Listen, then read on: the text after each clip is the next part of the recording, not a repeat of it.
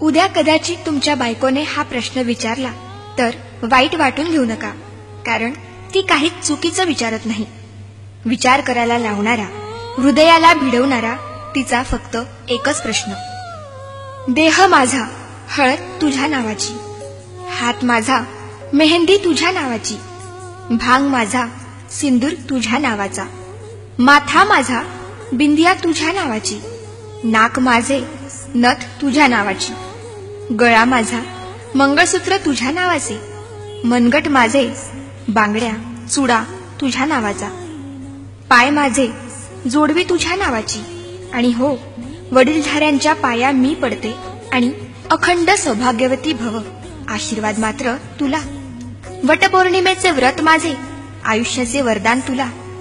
घराची काळजी घ्यायची मी, दरवाजावर नावाची प्लेट तुझी. नाव माझे पण त्यापुढे ओळख तुझी.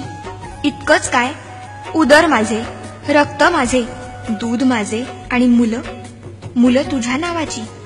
माझं सगळंच तर तुझ्या नावाचं. तक्रार नाही, प्लीज रागावूही नकोस.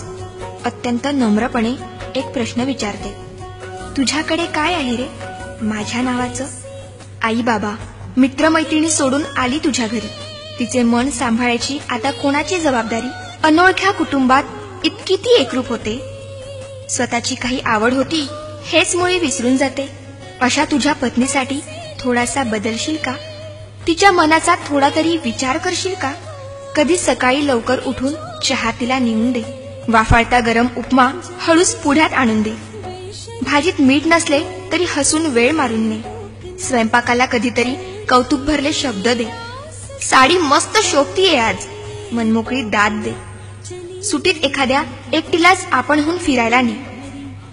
मुलगीच समजून हट्ट एखादा तूच जरा समजून घे. वाढदिवस नसतानाही प्रेझेंटचा धक्का दे. वादात स्वर उंचावताच शांतपणे ऐकून घे. पुरुषप्रधान संस्कृती सोडून माणूसपणाला थारा दे. झोपताना थोपटून तिला आधाराची कुशी दे. जमलेच तर सुरात गुणगुणून स्वप्नांची मोकळीक दे. हातात हात घेतलास लग्नात, आता खरी साथ दे. नवरेपणा दूर टाकून विसावायला प्रेमळ खांदा दे. अशी काहीशी साथ दे, मित्रत्वाचा हात दे.